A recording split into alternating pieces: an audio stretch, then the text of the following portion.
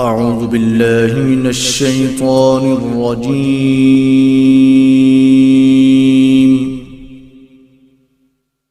بسم الله الرحمن الرحيم. وبركاته. إن الحمد لله نحمده ونستعينه ونستغفره ونعوذ بالله من شرور أنفسنا ومن سيئات أعمالنا. من يهده الله فلا مضل له ومن يضلل فلا هادي له. أشهد أن لا إله إلا الله وحده لا شريك له وأشهد أن محمدا عبده ورسوله صلى الله عليه وسلم. أما بعد فأعوذ بالله من الشيطان الرجيم. اليوم أكملت لكم دينكم وأتممت عليكم نعمتي ورضيت لكم الإسلام دينا. آج ہم نے تمہارے لیے دین کو مکمل کر دیا اور ساری نعمتیں آپ کے اوپر پوری کر دی اور آپ کے لیے اسلام کو بطور دین پسند کیا. یہ آیت قرآن مجید اسلام کے تکمیل کا ایک پیغام ہے. سیدنا عمر فاروق رضی اللہ تعالیٰ نے جب یہ آیت سنی تو رونے لگے. لوگوں نے کہا آپ کیوں روتے ہیں؟ یہ تو اسلام مکمل ہو گیا. تو فرمانے لگے اس کا مطلب ہے کہ اللہ کے رسول صلی اللہ علیہ وسلم اپنے کام کے کمال کو پہنچ گئے ہیں، عروج پورا ہو چکا ہے. اور جب کوئی کام مکمل ہو جاتا ہے، ذمہ داری پوری ہو جاتی ہے، تو اس کا مطلب ہے کہ نبی صلی اللہ علیہ وسلم اب چلے جائیں گے. جو ذمہ داری آپ کو سونپی گئی تھی وہ مکمل ہو گئی. ذمہ داری کیا تھی؟ هو الذی ارسل رسولہ بالہدی ودین الحق لیظہرہ علی الدین کلہ. اللہ تو وہ ہے جس نے اپنے رسول کو ہدایت کے ساتھ اور سچے دین کے ساتھ مبعوث کیا تاکہ اسلام کو سارے دینوں کے اوپر غالب کر دے. اسلام دنیا میں غالب ہو اور سب کچھ مغلوب ہو جائے. اسلام کا پرچم سر بلند ہو اور کفر کے پرچم سر نگوں ہو. یہ ذمہ داری تھی. ذمہ داری تھی یا ایھا المدثر، یہ دوسری وحی ہے.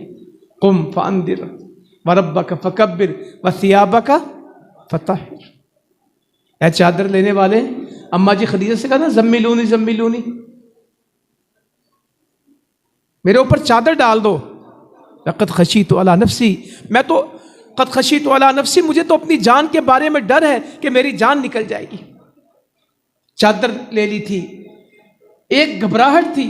تو اللہ تعالیٰ فرما رہے ہیں یا ایھا المدثر، اے چادر لینے والے، قم فانذر، اب لیٹنے اور بیٹھنے کا وقت نہیں ہے، اب کھڑے ہونے کا وقت ہے.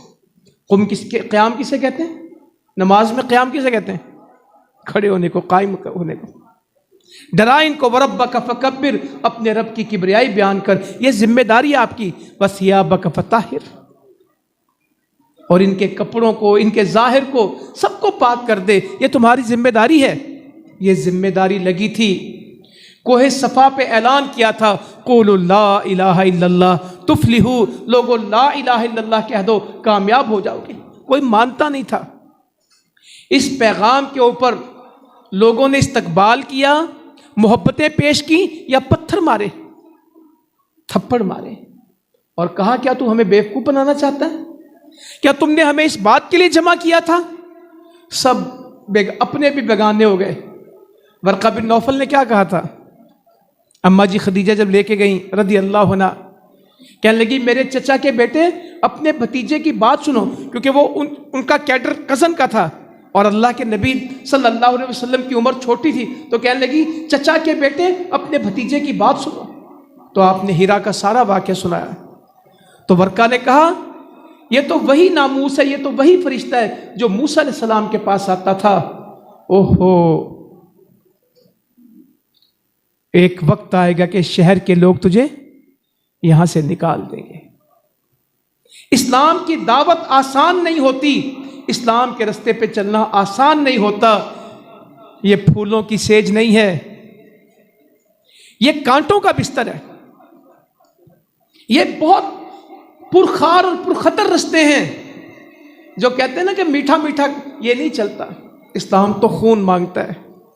اسلام کی جب بھی پرورش ہوئی، اسلام جب بھی پروان چڑھا، اسلام نے جب بھی ترقی کی، باتوں سے نہیں کی، قربانیوں سے کی ہے۔ اس چمن کو ہرا بھرا رکھنے کے لیے لوگوں نے پانی نہیں دیا، اپنا خون دیا ہے۔ اسلام تو قربانیوں سے پروان چڑھتا ہے۔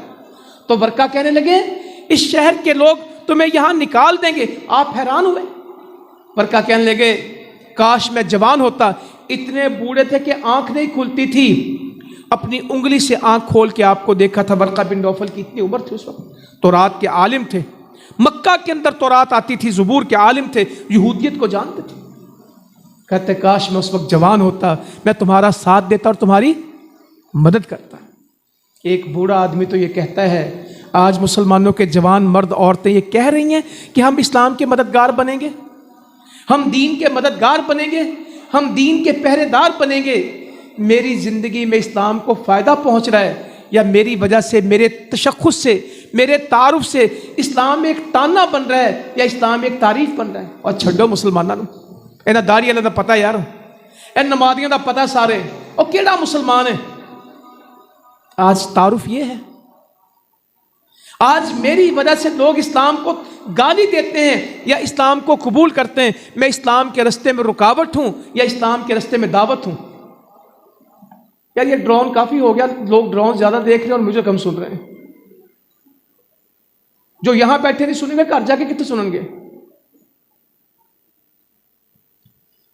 تو میں آپ کا ٹائم زیادہ نہیں لوں گا، یہ آپ سے وعدہ کرتا ہوں۔ اگر آپ توجہ سے سن لیں گے تو ہم جلدی اس کو سمیٹ لیں گے۔ میں اسلام کے رستے میں دعوت ہوں یا میں اسلام کے رستے میں رکاوٹ ہوں؟ اگر یہ بات آج سمجھ آ گئی تو قسم اللہ کی مدد آ جائے گا۔ آپ خانے وال کے رہنے والے ہیں تو ٹرینوں کا جنکشن ہے خانے وال۔ ٹرین میں سب سے خطرناک مسافر کون سا ہوتا ہے؟ دروازے میں کھڑے ہونے والا۔ بعض اوقات اندر بوگیاں خالی ہوتی ہیں اور ہمیشہ پلیٹ فارم پہ کھڑے ہونے والے لوگ کیوں پریشان ہوتے ہیں کہ اندر ٹرین بھری ہوئی ہے؟ نہ وہ اندر سیٹ پہ جا کے بیٹھتا ہے نہ باہر اترتا ہے۔ لاہور سے کراچی تک سارا سفر کہاں کرتا ہے؟ اور انہیں بوئے لٹک کے سارا سفر کرنا ہے۔ نہ کسی کو اندر جانے دیتا ہے اور نہ کسی کو باہر۔ انہیں ہاتھاں چ کیتے ہوندے نے، پوری ٹرین اس تے ایسے ہی گزارنی ہے۔ کتنے بیچارے لوگ پریشان ٹرین میں نہیں بیٹھتے، اندر پر یہ بوئے کھڑا ہے۔ میں مسلمانوں میں ایسا آدمی تو نہیں جو دروازے میں کھڑا ہوں۔ لوگ اندر آنا چاہتے ہیں، اندر جگہ موجود ہے، برتھ موجود ہے، سیٹ موجود ہے، مگر مجھے دیکھ کے لوگ کہتے ہیں کہ اندر کوئی گنجائش نہیں، اس تو بہتر ہے کہ نہ ہی اندر جاؤ۔ میرا اخلاق، میری دیانتداری، میری سچائی، میری محبت کیا اس قابل ہے کہ لوگ اسلام کے قریب آ جائیں؟ ایک دفعہ جو مجھ سے ملے، دوبارہ اس کو بات کی ضرورت نہ پڑے، میرا معاملہ، میری ملاقات، میرا اخلاق اس کو گرویدہ کر دے۔ میں آپ کو ایک بات سناؤں، حدیث ہے، نبی صلی اللہ علیہ وسلم مدینہ میں آئے، بڑی ہی زبردست بستی مدینہ، واللہ کیا اللہ نے خیر و برکت رکھی میرے نبی صلی اللہ علیہ وسلم کی دعائیں مدینہ کے لیے۔ فرمایا جتنی مکہ میں برکت ابراہیم علیہ السلام نے مانگی، میں اس سے دگنی برکت کس کے لیے مانگتا ہوں؟ مدینہ کے لیے۔ مدینہ سے محبت کرتے، جب مدینہ قریب آتا تو اپنی سواری کو تیز کر دیتے، اونٹنی پہ ہوتے تو اس کو ایڑ لگاتے، تیز کر دیتے۔ یہاں تو لوگوں سے کہنا پاکستان سے یار کو وفا کرو، محبت کرو، کہا پاکستان ہے اور سامنے چاہیے تھا پاکستان، تو میں کہتا ہوں جاؤ ہندوستان میں واپس چلے جاؤ۔ آپ کو بنگلہ دیش اچھا لگتا ہے تو شفٹ ہو جائیں، کس نے منع کیا ہے؟ اس ملک نے ہمیں شناخت دی، پہچان دی، ہمارا کلمہ لا الہ الا اللہ تعارف بنایا، مگر آج ہم یہ تعارف خود اپنے آپ سے چھین رہے ہیں اور آج ہم اس کا صحیح نہیں کر رہے۔ تو آپ مدینہ میں تشریف لائے، عبداللہ بن سلام رضی اللہ تعالیٰ عنہ 2 دفعہ آئے تو آپ موجود نہیں تھے، تیسری دفعہ آئے تو اللہ کے رسول صلی اللہ علیہ وسلم آ چکے تھے۔ اللہ کیا سادگی ہوگی، یہاں تو پروٹوکول ہی ختم نہیں نہ ہوتے۔ نبی صلی اللہ علیہ وسلم بیٹھے ہوئے تھے اور سیدنا ابو بکر صدیق کھڑے ہوئے تھے، دونوں ہی تھے۔ تو لوگ آگے بڑھ کے کس کو ملنے لگے؟ سیدنا ابو بکر صدیق کو رضی اللہ عنہ پتہ ہی نہیں لگتا تھا کہ دونوں میں نبی کون ہے. لوگ حضرت ابو بکر صدیق کو ملنے لگے. ان کا بھی کیا ادب تھا. انہوں نے یہ نہیں کہا میں نہیں، یہ لفظ سے منہ سے کچھ بات ہی نہیں کی. اپنی چادر لی اور دھوپ کے اوپر آپ کے اوپر سایہ کر دیا. سب کو پتہ لگ گیا کہ کس کو ملنا ہے. اپنی چادر لے کے آپ کے اوپر تان دی، ایسے ہاتھوں سے لے کے کھڑے ہو گئے، آپ کے اوپر سایہ کر دیا.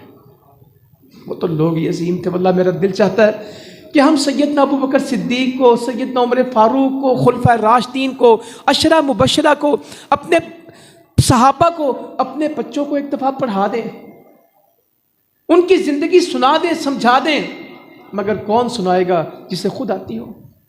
ہمارے بچوں کو آج کرکٹرز کی زندگی کا پتہ ہے، ایکٹرز کی زندگی کا پتہ ہے، ایتھلیٹس کی زندگی کا پتہ ہے، ریسلرز کی زندگی کا پتہ ہے. وہ دنیا میں یہ سب جانتے ہیں کہ دنیا میں ناچنے گانے والے کون ہیں، دنیا میں کشتیاں کرنے والے اور دوڑ لگانے والے کون ہیں. وہ دنیا میں بایوگرافی جانتے ہیں لوگوں کی، ان کے حالات زندگی جانتے ہیں. آج ربیع الاول میں بھی مسلمان سیرت کو مناتے تو ہیں مگر جانتے نہیں ہیں، اور سیرت کے نام پہ بھی سورت زیادہ پڑ جاتے ہیں. اللہ کے رسول صلی اللہ علیہ وسلم کی سورت بیان کرنا بھی دین ہے مگر اہم سیرت ہے. پوری نعت سنیں، اس میں اللہ کے نبی صلی اللہ علیہ وسلم کی نہ کوئی حدیث آئے گی، نہ آپ کا کوئی پیغام آئے گا، نہ آپ کا کوئی مشن آئے گا، نہ آپ کا کوئی مقصد آئے گا، کچھ بیان نہیں ہوگا.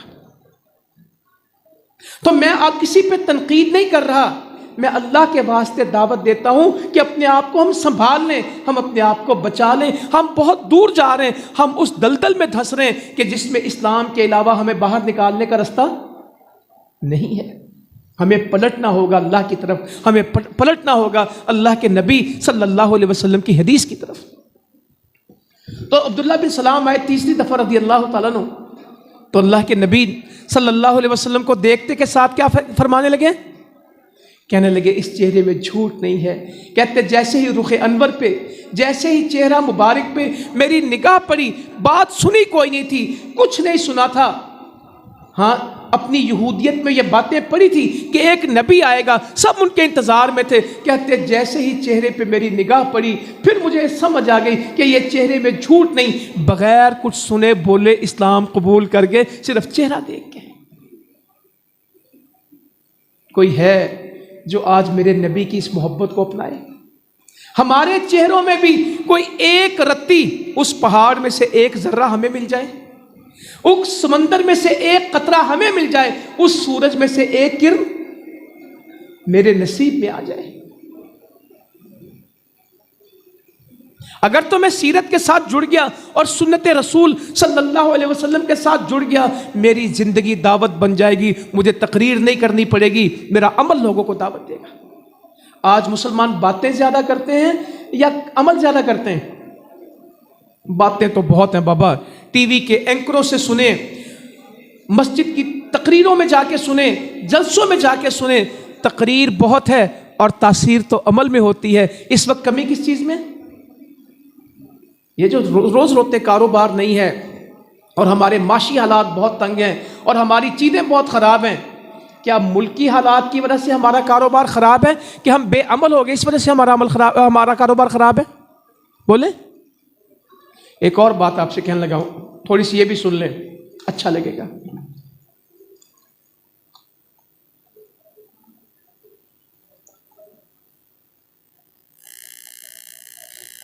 تو بڑے لوگ ہیں، بڑا پڑھا لکھا بندہ میں اس سے سنوں، حکمرانوں نے ہماری روٹی بند کر دی ہے. حکمرانوں ہمیں روٹی دو. روٹی دینے والے حکمران ہیں؟ روٹی کھولنے اور بند کرنے والے کون ہیں؟ مجھے کیوں کہہ رہے ہیں؟ باہر تک نکل کے کیا کہتے ہیں؟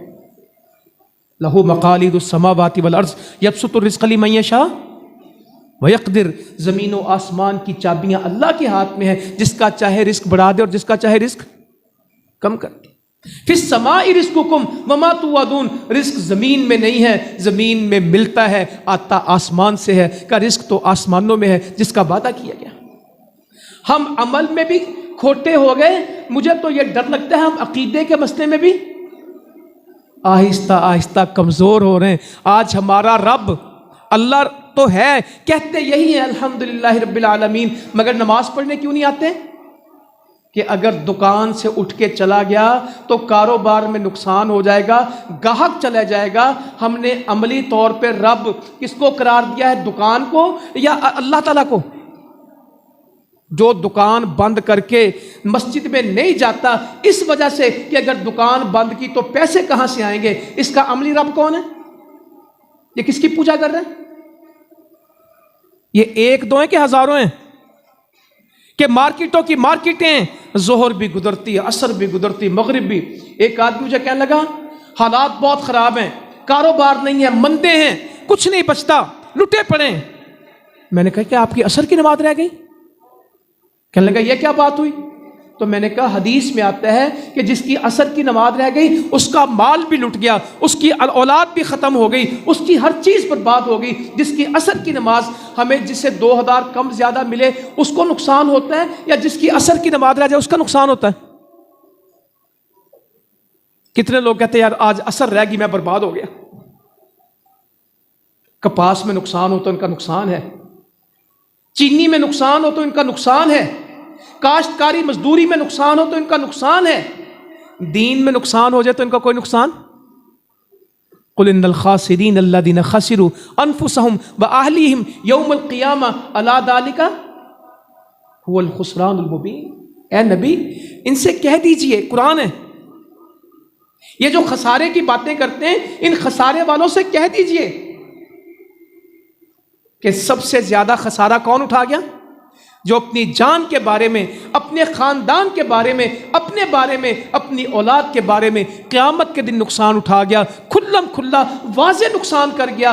دنیا کے نقصان نقصان نہیں ہے, آخرت کا نقصان نقصان ہے. دنیا کے پلڑے میں کم زیادہ ہو یہ مسئلہ نہیں ہے, قیامت کے پلڑے میں میرے پاس کیا آئے گا مسئلہ یہ ہے.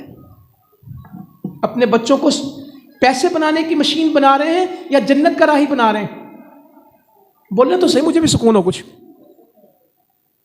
جس اسکول میں جاتے ہیں اس میں اسے جنت کا سبق ملتا ہے, اسے قرآن کا سبق ملتا ہے, اسے حدیث ملتی ہے, اسے سیرت ملتی ہے, اسے 5 وقت نمازوں کا پوچھا جاتا ہے کہ بایولوجی, کیمسٹری, فزکس, میں اس کے خلاف نہیں ہوں, ہم نے خود پڑھا ہے. مگر جو ہمارے بچے ہیں اسکول میں ان کو نماز کے بارے میں کتنا پوچھا جاتا ہے؟ ہوں گے اسکول مگر کتنے؟ بایولوجی کمپلیٹ ہوئی کہ نہیں ہوئی, کیمسٹری میں تمہارے نمبر تھوڑے آگے, فزکس میں تم رہ گئے, تم میرٹ میں آ سکو گے نہیں آ سکو گے. ساری ڈسکشن, ساری ڈیبیٹ یہ ہے یا یہ بھی ہے کہ بیٹا تمہیں قرآن آتا ہے کہ نہیں آتا؟ آج تم قرآن پڑھ کے آئے کہ نہیں آئے؟ بچوں کی 20 کتابوں کا نصاب سال میں مکمل ہوتا ہے اور قرآن 20 سال میں بھی مکمل نہیں ہوتا. میں کس سے رہوں؟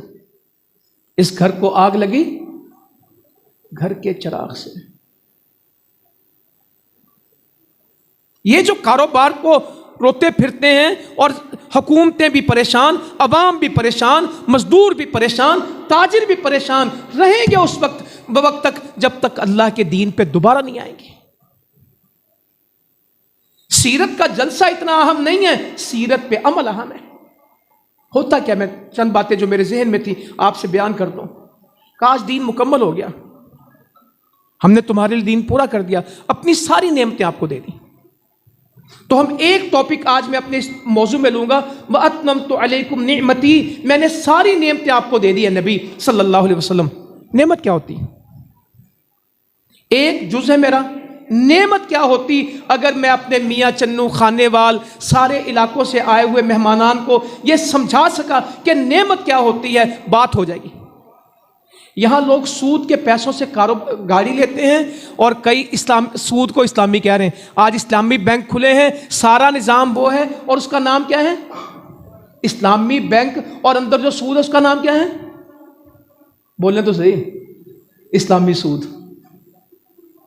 اسلامی بینک اور سود بھی کون سے ہیں؟ اسلامی سود. ٹریکٹر سود کے اوپر, گھر سود کے اوپر, گاڑیاں سود کے اوپر, اور ایسی گالی دیتے ہیں اللہ تعالیٰ کو. لوگ گالی دیتے ہیں, یہ تو اللہ کا صبر ہے. نبی صلی اللہ علیہ وسلم فرماتے ہیں صبر کرنے والے میں سب سے زیادہ کون ہے؟ اللہ تعالیٰ. لوگوں نے اللہ کو گالی دی, لوگوں نے اللہ کا بیٹا بنایا اور اللہ نے ان کو رزق دیا. اللہ کو جو گالیاں دیتا ہے اللہ ان کو رزق دے دیتا ہے. ہمارے تو جس سے اچھے حالات ہوں ہم اس کے ساتھ چلتے ہیں، اور جس سے حالات خراب ہوں ہم اس سے بولنا بند کر دیتے ہیں۔ سود کے پیسوں سے گھر بناتے ہیں، سود کے پیسوں سے پلازا بناتے ہیں، فیکٹری بناتے ہیں، اوپر لکھتے ہیں ہاذا من فضل ربی، یہ اللہ کو گالی ہے، یہ میرے رب کا فضل نہیں ہے، یہ رب کا غضب ہے۔ بہنوں کے حصے دبائے، لوگوں کے مال دبائے، مزدور کی مزدوری روکی، خیانتیں کی، جھوٹ بولے، رشوتیں دی، ناحق کھایا، اور اس کے بعد کیا لکھتے ہیں ہاذا من فضلی، یہ اللہ کو گالی دیتے ہیں، یہ اللہ پہ الزام لگاتے ہیں۔ قطعاً ایسا نہیں، لوگوں کے مال ہڑپ، یہ تو آج دنیا ہے۔ نبی صلی اللہ علیہ وسلم فرماتے ہیں کسی نے کسی کی ایک بالشت زمین دبائی، ناحق لی، قیامت کے دن 7 زمینیں اس کے سر پر رکھ کے اس کو زمین میں دھسایا جائے گا۔ ایک روایت میں کہ 7 زمینوں کا توق بنا کے اس کے گلے میں 2 من پار نہیں چکیا جاتا، ساری 7 زمینہ کون چکے گا؟ یہاں گلیاں بناتے ہیں تو 5-5 فٹ کھا جاتے ہیں، دکان بناتے ہیں تو حکومت کی جگہ میں ڈال دیتے ہیں، گھر کے قریب گاؤں والے کے چھپڑ ہو تو 10 مرلے کا گھر کنال میں ہونے میں سال ہی لگتا ہے، چھپڑ پور گیا، اور کسی کو اللہ سے ڈر نہیں لگتا، اور قبر امیر اور غریب کی ایک ہی سائز کی ہوتی ہے اور ایک ہی قبرستان میں ہوتی ہیں، اور کفن کا کوئی برانڈ نہیں ہوتا، یہ کپڑوں کے برانڈ ہوتے ہیں۔ آج تک پاکستان میں کفن برانڈڈ نہیں بکے، این کے برانڈڈ ہے، جیکٹ برانڈڈ ہے، کپڑے برانڈڈ ہیں، جرابیں جوتے برانڈڈ ہیں، کفن کا برانڈ نہیں ہوتا، اور کفن کو کوئی ڈرائی کلین نہیں کرواتا، اور استری کے کفن کو بھی لوگ چڑ مڑ کر دیتے ہیں، اور سفید مٹی کو لوگ سفید چادر کو لوگ مٹی میں رول دیتے ہیں، دفن کرتے کرتے مٹی ہو جاتا ہے۔ بعد میں تو جب ایک بارش کی دیر ہے، سیلابوں میں میری زندگی گزری، میں آپ کو بھی دعوت دیتا ہوں، اللہ تعالیٰ بچا کے رکھے۔ سیلاب کے بعد کبھی قبرستان میں جایا کریں، بستیاں تو ٹوٹتی ہیں اور گرتی ہیں، اور فصلیں تو بہتی ہیں، اور لوگوں کے مکان تو مسمار ہوتے ہیں، سب زندگی میں دیکھا۔ سب سے مشکل حالت کس کی ہوتی ہے؟ آدھی میت باہر ہوتی ہے، سفید نیا کفن، بندہ باہر آیا ہوتا ہے، کوئی قبر کہیں گری ہوتی، کوئی کہیں پڑی ہوتی ہے، کسی میں کھڈا بنا ہوتا ہے، کسی میں کچھ، کوئی سوراخ سے دکھ رہا ہوتا ہے، کوئی پورا باہر پڑا ہوتا ہے۔ اور گھر والوں کو کیا خبر؟ گھر والے تو دفن کرنے کے بعد سب سے پہلے جا کے کیا کرتے ہیں؟ کھانا کھاتے ہیں۔ اور دکھ کی بات ہے، پتہ نہیں ہمارا پیٹ، ویسے ہم بھوکے بہت ہیں، یہ کہتے ہیں بھوک بڑی پاکستان، کہاں بھوک ہے؟ میت کے گھر بھی جا کے کھانا کھاتے ہیں۔ اور پتہ نہیں وہ کون لوگ ہیں جو قبرستان میں باقاعدہ جنازے کے ساتھ ہی اعلان کرتے ہیں کہ دفن کر کے کی کر کے جانا؟ بولو تو صحیح، بیاہ تے آئے نے، ولیمے تے بلائے جائے، عقیقے تے بلائے نے، جنازے پہ آئے ہیں، اور ان کو باقاعدہ دعوت دی جاتی کہ سارے کی کرنا؟ روٹی کھا کے جانا۔ پہلے ان کا باپ فوت ہوا ہے، ان کی ماں فوت ہوئی ہے، کس دیدہ دلیری کی بات ہے، کس جرت کی بات ہے کہ ایک بندہ اعلان کرتا ہے باقاعدہ کہ کوئی پرا روٹی کھائے بغیر نہ جائے۔ باقاعدہ دسترخوان سجتے ہیں، باقاعدہ ٹیبلیں لگتی ہیں، بوفے لگتے ہیں، کھانے کے کنٹینر آتے ہیں، اور ایک آدمی کھڑا ہو کے کہتا ہے اے پتر کوئی سالن چ نہ بوٹیاں چنگیاں یہ پا کے لیا، اے نان گرم لے کے آئی، پانی ٹھنڈا لے کے آئی۔ شادیوں کے سے بڑے تقاضے کہاں ہو رہے ہوتے ہیں؟ میری سمجھ سے باہر ہے، میں کس معاشرے میں رہتا ہوں؟ جس کا گھر 7 والی دیوار میں ہے وہ کھانا بھیج رہا ہوتا ہے یا میت والے گھر پہ بیٹھ کے کھا رہا ہوتا ہے؟ بولے ہم سائے اتنے چوکڑی مار کے کھا رہے ہوں کہ اپنے گھروں پکا کے لے آ رہے ہوں؟ میں کس سے گلے کروں؟ میں کس کے سامنے جا کے رہوں؟ بڑے بڑے تاجر ہوں گے، بڑے بڑے لوگ ہوں گے، نانا تے نان تے روٹیاں کھائی جائیں گے۔ نہ کریں، یہ رواج ہیں، ان کو بدلیں، شریعت کے اوپر آئیں، دین کے اوپر آئیں، اور دین پہ وہ آئے گا جو دین کا علم حاصل کرے گا، اور جس کو زندگی بھر یہ توفیق ہی نہ ہو کہ اس نے قرآن کو ایک دفعہ بھی ترجمے کے ساتھ پڑھا ہو۔ میں رات ملتان کے پروگرام میں کہہ رہا تھا یا اللہ وہ دن آ جائے کہ میں آدھی حدیث پڑھوں اور سننے والوں کو اگلی آدھی حدیث خود یاد ہو، میں شروع کروں، انہیں پتہ یہ کیا حدیث ہے، کس کتاب سے میں نے پڑھی ہوئی ہے، میں آیت پڑھوں اور ترجمہ اس کو آتا ہو، کہتا ہے یار میں نے پڑھا، بچپن سے 10 سال کی عمر میں ترجمہ پڑھ لیا تھا، اللہ کا شکر ہے کوئی سال ایسا نہیں۔ ہماری ایک ڈاکٹر ہیں، اللہ تعالیٰ ان کے لیے آسانی کرے، بزرگ خاتون ہیں، اسلام آباد میں ہوتی ہیں، خامد ان کے فوت ہو گئے، بہت میاں بیوی نے کام کیا، سیلابوں میں، بلوچستان میں بہت کام کرے. تو مجھے کہنے لگے عبدالرؤف میرے بعد نا میرے گھر سے تفسیریں لے جانا. میں نے کہا باجی کیا تفسیر ہے، مجھے سمجھ نہیں. کہتے ہر رمضان میں ایک الگ تفسیر پڑھتی ہوں اور اس سب کے اوپر میں نے پوائنٹس لکھے ہوئے ہیں، جو اس تفسیر میں سے مجھے باتیں سمجھ آئیں اس کو میں نے انڈر لائن بھی کیا ہے، اس کے نوٹس بھی لکھے ہیں. میری بڑی محنت ہے، پتہ نہیں میرے گھر میں کسی کے کام آئے نہ آئے، میں نے کوئی رمضان ایسا نہیں رکھا جس میں نے پورا قرآن تفسیر کے ساتھ نہ پڑھا.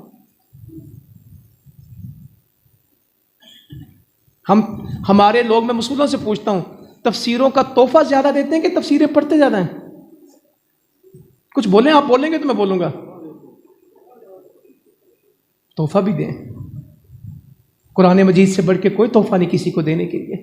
اس سے قیمتی کوئی چیز نہیں کہ آپ کسی کو دیں.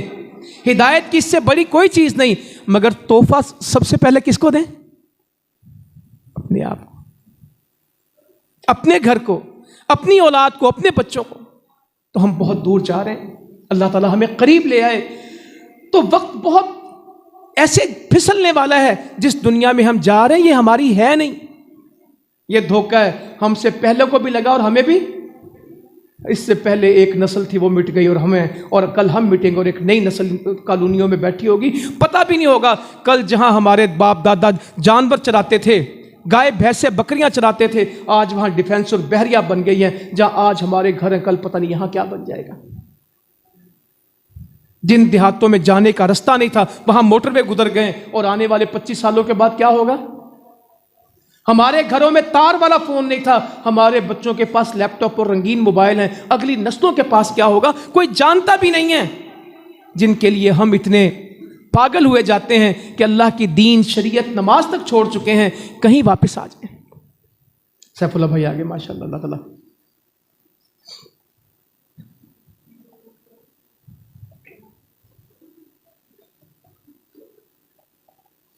جزاکم اللہ خیر. تو اپنی آخرت کی فکر کریں. تو میں وَأَتْمَمْتُ عَلَيْكُمْ نِعْمَتِي، میں نے ساری نعمتیں تم پہ پوری کی. سہل بن سعد رضی اللہ عنہ سے کسی نے پوچھا ہم تو اتنے دنیا میں مگن ہو گئے، آج میں پاکستان کی قوم سے پوچھتا ہوں سب سے زیادہ پریشانی کیا ہے؟ مہنگائی، بے روزگاری، یہ وہ. کرتے رہے جتنا مرضی کرنا ہے. مہنگائیاں باتوں سے دور نہیں ہوتی، مہنگائیاں تقریروں سے دور نہیں ہوتی. میری آپ کو ایک دعوت ہے. نبی صلی اللہ علیہ وسلم نے برکت کی جو دعائیں کی اور جو اللہ سے برکت مانگی، برکت ہے کیا، اس کے اوپر علماء کرام نے کتابیں لکھی ہیں. اس کو ضرور تلاش کر کے پڑھیے گا. زندگی میں کام پیسوں سے نہیں بنتے، برکت سے بنتے ہیں. نبی صلی اللہ علیہ وسلم جب بھی کسی کو دعا دیتے تھے وہ جان، مال، اولاد کی دعا دیتے تھے کہ اس میں برکت کی دعا دیتے تھے؟ بولیں اللہ تعالیٰ تینوں پتر دے، اللہ تعالیٰ تینوں مال دے، اللہ تعالیٰ تینوں پیسہ دے، یہ دعا دیتے تھے؟ کہتے تھے کہ اللہ تعالیٰ اس میں برکت دے. اللہ تعالیٰ شہر میں بھی برکت اللہ کے نبی شہر میں برکت مانگتے تھے، پھلوں میں برکت مانگتے تھے، اور اپنے ترازو میں برکت کے ساتھ بات بنتی ہے. انس کہتے ہیں مجھے برکت کی دعا ملی تھی. ان کی بیٹی کہتی ہیں ایک روایت ہے کہ 100 پوتے پوتیاں اپنی زندگی میں دیکھے اور ایک میں 126. یہ برکت کی دعا تھی. 126 اولاد اپنی اکھاں نہ دیکھی ہے. اور لوگوں کے باغ میں ایک دفعہ سال میں پھل آتا تھا اور انس بن مالک کے باغ میں 2 دفعہ پھل آتا تھا. یہ برکت کی دعا تھی. جن کو برکت مل جاتی ہے پھر کبھی محرومی ان کا مقدر نہیں ہوتی، اور جن کو برکت نہ ملے سوائے رونا پیٹنا ان کا. نبی صلی اللہ علیہ وسلم فرماتے ہیں، حدیث قدسی ہے، کھڑے رہنے دیں، کوئی نہیں، کھلوتے سونے لگ دینے، کوئی نہیں، مقدر دی گل ہے. کہا آدم کے بیٹے تو میری عبادت کے لیے فارغ ہو جا، میں تیری محتاجی کو دور کر دوں گا، تیرے دل کو غنی کر دوں گا. محتاجیاں اس دن دور ہونی ہے جس دن ہم نے اللہ کی عبادت کے لیے، جنہوں نماز واسطے فرصت نہیں وہ کہندا میری دکان چلے، سوال ہی پیدا نہیں ہوتا. او جی تانوں کی دسیے بجلی دا بل ہی سانوں تے کھا گیا، پیٹرول اس تے زیادہ کھائیں گے.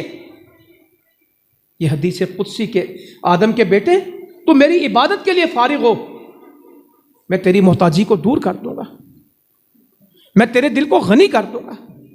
اگر تیرے پاس میرے لیے ٹائم نہیں، تیری محتاجی کبھی ختم نہیں ہوگی، کبھی تیری محتاجی ختم نہیں ہوگی. اور تیرے کاموں کو میں ہاتھوں کو مصروف ہے سب، تو کبھی ویلا نہیں ہو سکتا.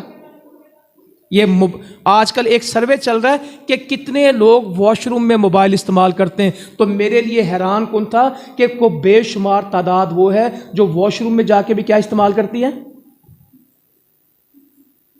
کدھر جائیں گے؟ سوتے بھی موبائل کے ساتھ اور اٹھتے بھی موبائل کے ساتھ ہیں، اور کروٹ بھی لیں تو کس سے کہیں گے؟ رات کو سوتے ہو تو آیت الکرسی پڑھتے ہو، صبح اٹھتے ہو. مجھے آدمی کہنے لگا انج لگتا جی جادو جا کرتے ہو گیا، سایہ آ گیا کوئی شاید ہی برکت سکون ہی نہیں ہے، لڑائی پئی رہندی ہر ویلے، دکان تے جانا، ہواداری گھر جانا، بیماریاں، رولے، وہ کوئی دم درود ہی دسو. میں نے کہا یار مجھے تو اس بات کا بالکل نہیں پتا، باقی جادو ہوتا ہے میں اس مانتا ہوں، مگر ایک حدیث میں جانتا ہوں.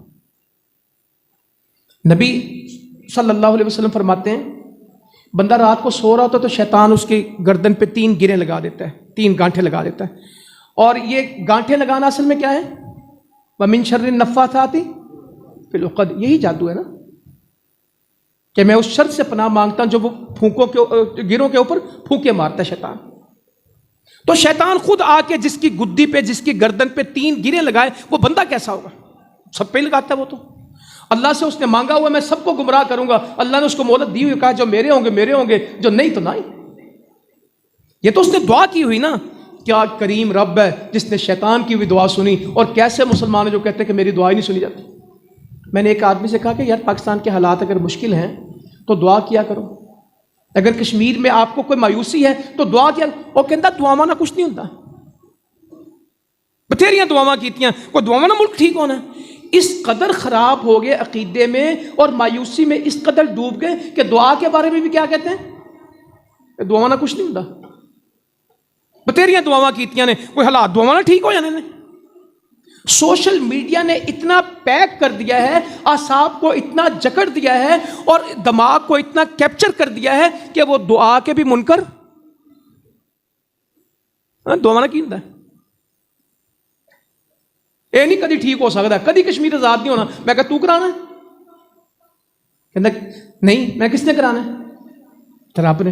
تو میں نے کہا ہم کب حکمرانوں سے مانگتے ہیں، ہم بھی تو رب سے مانگتے ہیں، اسی کے توکل پہ کھڑے ہیں. انشاءاللہ جس نے پاکستان دیا، جس نے افغانستان کی آزادی دی، جس کے فضل سے 2 ارب مسلمان آزاد ہیں، یہ بھی کروڑ آزاد ہو جائیں گے. جس نے 2 ارب مسلمانوں کو 60 سے زیادہ ملک دیے ہیں، یہ بھی ساتھ پاکستان کے ملے گا. کہیں نہیں ہوتا.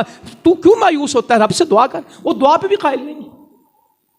پاکستان کے حالات بڑے خراب، میں کہ دعا کیا کر، کہنا دعا نہ کی فائدہ. یہ میری باتیں سمجھ آ رہی کہ ایسے ہی ہے؟ پہنچ چکے ہیں یہاں پہ. تو شیطان اس کی گدی پہ 3 گریں لگاتا ہے.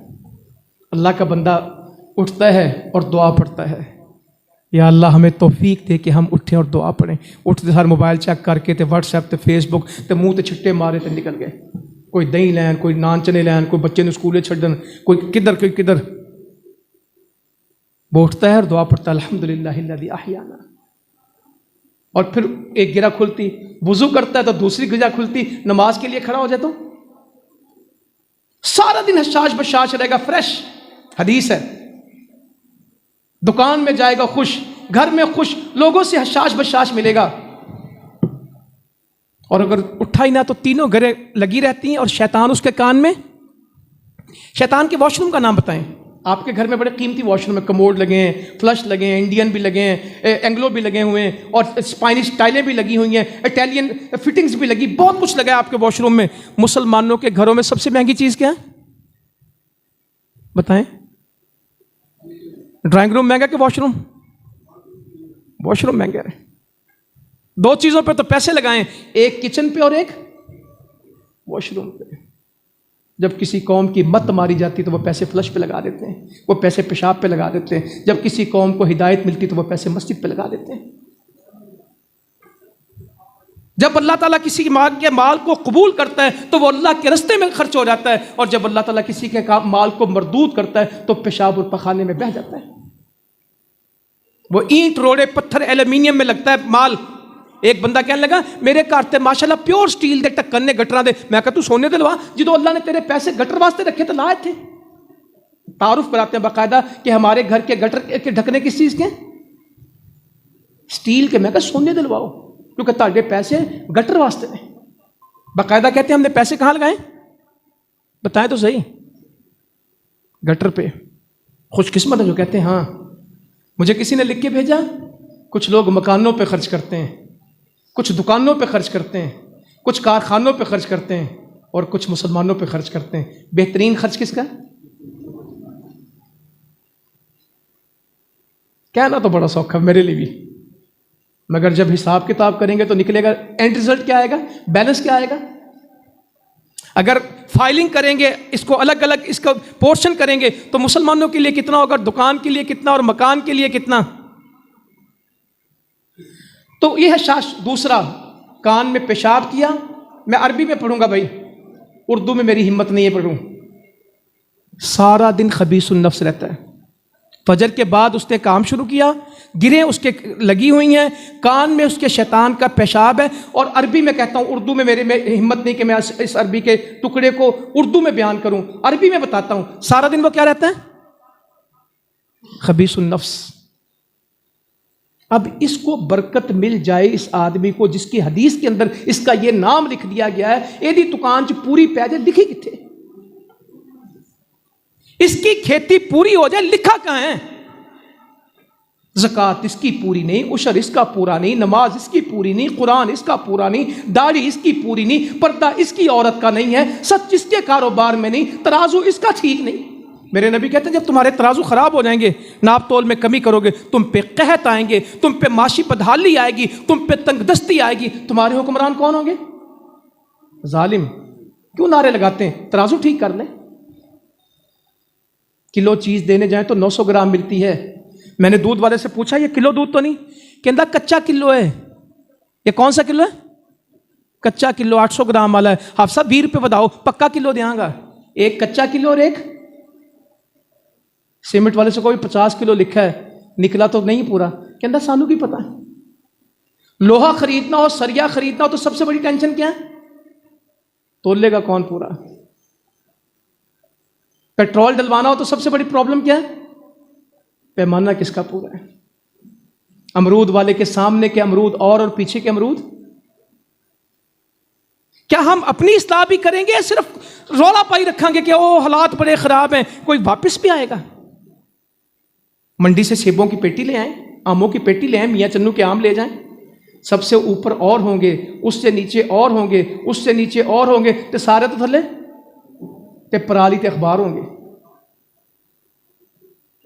کب تک یہ چلے گا؟ گوشت والے سے پوچھو پانی کیوں لگاتے ہو؟ وہ کہندا تانوں بھی پتہ وزن پورا کرنا ہوتا ہے. اسے کو صاف گوشت اور اس کا چھیچڑوں کا کیا ہے؟ وہ کہندا سب ٹھیک چلتا, سب چل رہا ہے. جہاں سب چلتا ہو وہاں اللہ کا دین نہیں چلتا. تو سہل بن سعد نے, میں اتممت علیکم نعمتی کی بات کر رہا تھا, وہ کر دوں. جس کو ہم کہہ رہے ہیں نا کہ نعمت ہو, یہ بہت چھوٹی چیز ہے. دنیا کے پیسے ہیں, آپ تو فرماتے ہیں یہاں ساری قوم کو ڈراتے پھرتے روٹی سے.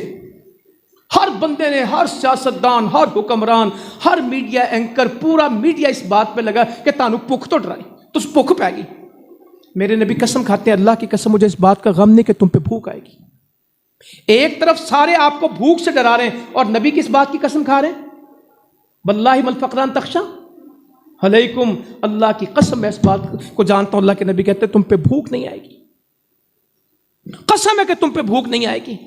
میں تو اس بات سے ڈرتا ہوں کہ دنیا تم پہ وسیع ہو جائے گی, جس طرح تم سے پہلے لوگوں پہ دنیا وسیع ہوئی, تم اس میں دھس جاؤ گے جس طرح تم سے پہلے لوگ اس میں دھسے, اور یہ تمہیں ہلاک کر دے گی جس طرح تم سے پہلے لوگوں کو ہلاک کیا. میں تمہاری فراوانیوں سے ڈرتا ہوں.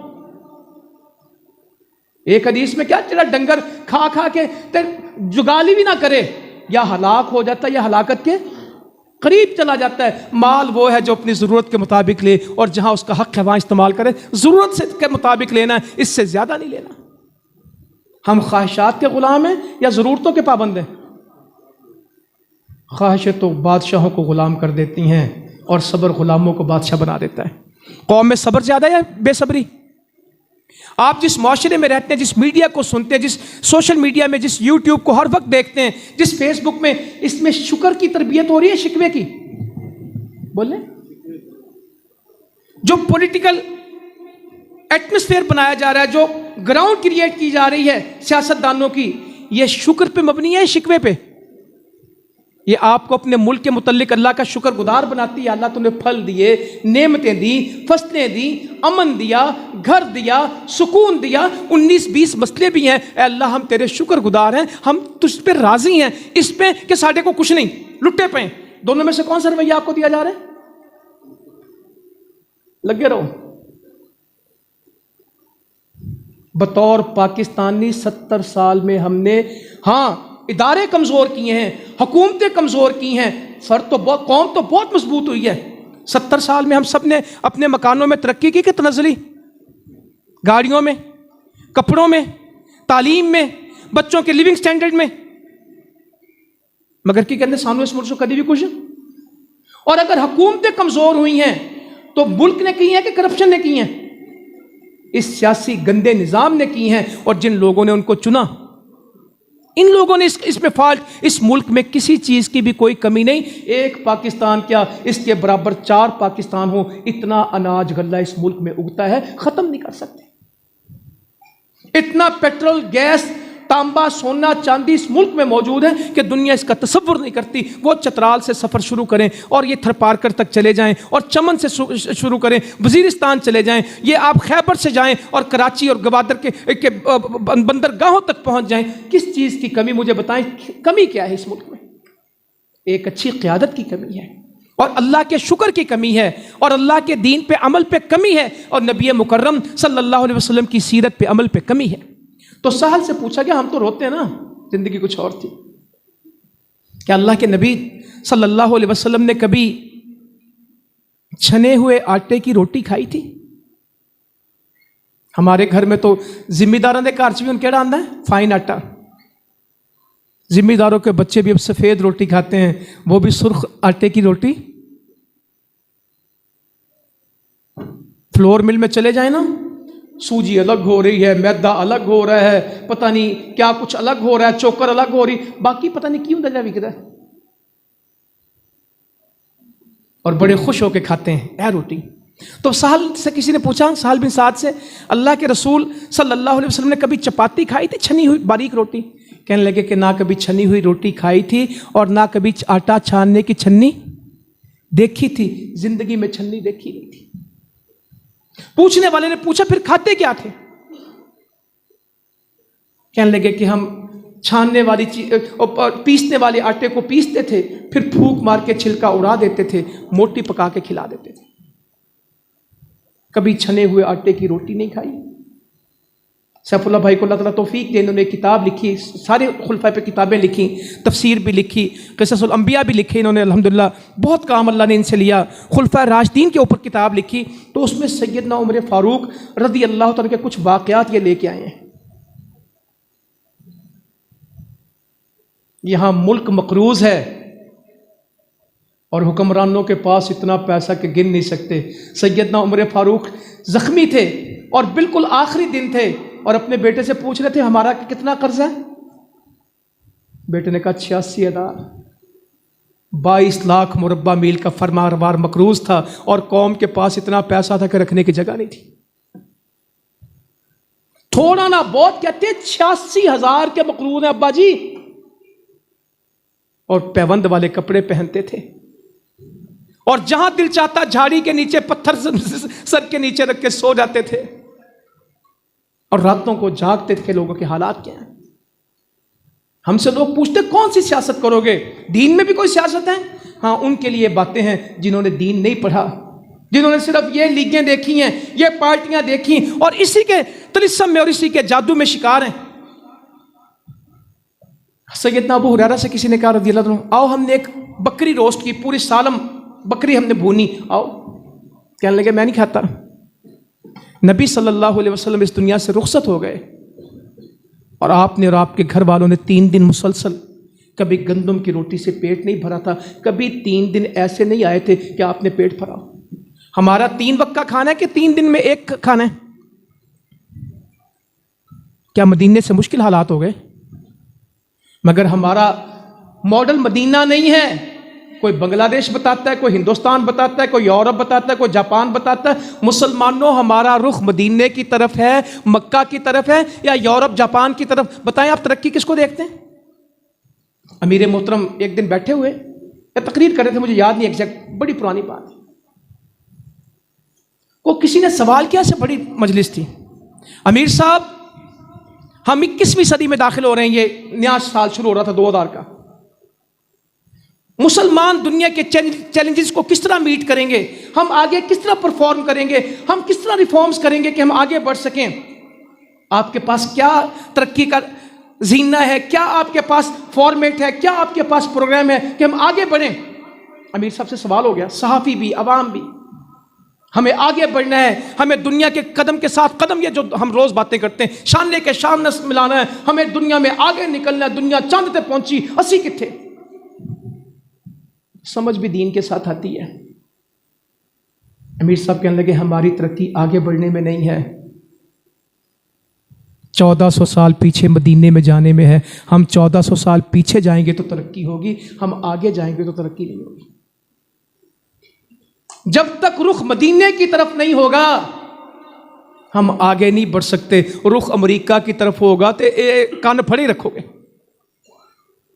رخ IMF کی طرف ہوگا تو کبھی غلامی سے نکل نہیں سکیں گے۔ غلامیوں کو توڑنے کے لیے تو ایک بستی تھی جس کا نام یثرب تھا، میرے نبی نے مدینہ کہا تھا، کہا یہ بستیوں کو کھا جائے گی۔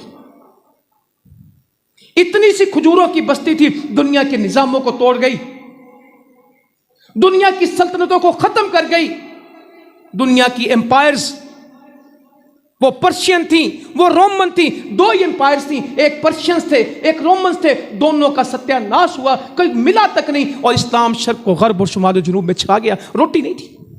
اور ہمارا غم کیا بنا دیا گیا؟ روٹی بھی وہ کہندا او نہیں جڑا رج کے کھاندا، جنہوں ڈاکٹر کہندا گھٹ کھایا کر، او جی روٹی بھی نہیں مل رہی، پاکستان تے روٹی نہیں، او کدے کول نہیں، مینوں تے آ کے ملاؤ۔ ناشتہ اس طرح کرتے ہیں، 7 چیزاں ناشتے دے پئیاں نے، انڈے کئی قسم دے، چنے کئی قسم دے، کوئی دن اللہ رحم کرے گوشت دا ناغا نہیں انہاں دے گھراں وچ۔ غریب تو کہے سو کہے، زیادہ کون رو رہا ہے، غریب یا امیر؟ یہ 2 دن سے ہم 2 سال سے سیلاب والوں میں، 22 میں بھی سیلاب آیا، پورا ملک ڈوبا، ابھی بھی ستلج میں سیلاب ہے، تھر پارکر میں زندگی گزاری ہے، بلوچستان میں گزاری، غریب ترین علاقوں میں رہا ہوں۔ میری بات سے ناراض نہیں ہونا، میں نے غریب خطوں والوں کو شکر کرتا پایا اور وسائل والوں کو ہمیشہ، میں نے تو تھر پارکر میں بھی گیا ہوں، روٹیاں پکاتے ہیں، ان سے کوئی یار تم تو غریب ہو ہماری روٹی پکا لی، کہتا اللہ کا شکر، اللہ نے سب کچھ دیا۔ ہم پشاور میں سیلاب تھا، بہت شدید سیلاب تھا، تو 2007 کی بات ہے، پٹھان کا گھر گرا ہوا، سب اس کا ملیا میٹ سامان تک اس کا بہہ گیا، تو ایک پگڈنڈی پہ پانی کے ساتھ بیٹھا ہوا، بچے عورتیں، کوئی چیز اس کے پاس نہیں، پورا گاؤں بہہ گیا بیٹھا۔ تو ہم پہنچے کام کے لیے، ریلیف کے لیے ان کے پاس پہنچ گئے، ہم لاہور سے ٹیم لے گئے، پشاور کے ساتھی، تو ہم سارے وہاں پہنچے۔ تو میں نے اسے کہا کہ بھائی بہت صدمہ ہو گیا، آپ کا تو سب کچھ بہہ گیا، بہت نقصان ہو گیا، تو بس اللہ تعالیٰ آسانی کرے، بہت کچھ چلا گیا آپ کا، تو بہت نقصان۔ غصے میں آ گیا، کہتا ہمارا کیا نقصان ہوا؟ میں نے کہا تمہارا بچا ہی کچھ نہیں، کہتا میرے تو سارے بچے ہوئے ہیں، کہتا یہ میرے بیٹے بیٹھے ہیں، میری بیٹیاں بیٹھی ہیں، میری بیوی ہے، میں، ہم سب بچ گئے۔ اگر انسان بچ جائے تو مکانوں کی پرواہ نہیں ہوتی، مکان دوبارہ آ جاتے، انسان دوبارہ نہیں آتے۔ ایسی اس نے مجھے عقل دی، آج 15 سال کے بعد بھی اس کا چہرہ اور جملہ میرے سامنے، کہتا کچھ بھی نہیں گیا، سارے پورے بیٹھے۔ اور ہماری ایک اینٹ بھی ٹوٹ جائے تو سارا ملک، دسو تو صحیح، ختم ہو گیا، یہ نہیں چلنا ملک۔ اتنی خوشی سے کہتے ہیں ملک دیوالیہ ہو جائے گا جی میں کو کمیٹی نکلنی ہے، اللہ دی یہ نہیں $500 دا ہو جائے گا، بڑی خوشی نہ بیان کرتے ہیں۔ اے ملک نہیں ترقی کر سکتا، آپ کو اس بات پہ خوشی ہے؟ یہی ملک ترقی کرے گا، یہی آگے بڑھے گا انشاءاللہ تعالی۔ یہ ملک مسلمانوں کی قیادت کرے گا، یہ امت کے سر کا تاج بنے گا انشاءاللہ۔ یہ لا الہ الا اللہ کی سرزمین ہے، یہ محمد رسول اللہ کا دین ہے، یہ مسجد ہے، یہاں قربانیاں دے کے آئے ہیں۔ مدینے میں بھی بھوک تھی، قربانی کی، غلبہ اسلام کے لیے مار کے لڑے، دعوت کا کام کیا، سالوں میں ہی دین دنیا میں چھا گیا تھا، آ گیا تھا، ہر طرف پرچم لہرا گیا تھا۔ انشاءاللہ میں آج بھی آپ سے کہتا ہوں، امیدوں کے چراغ روشن رکھیں گے، ایک نئی صبح کا آغاز کریں گے انشاءاللہ تعالی۔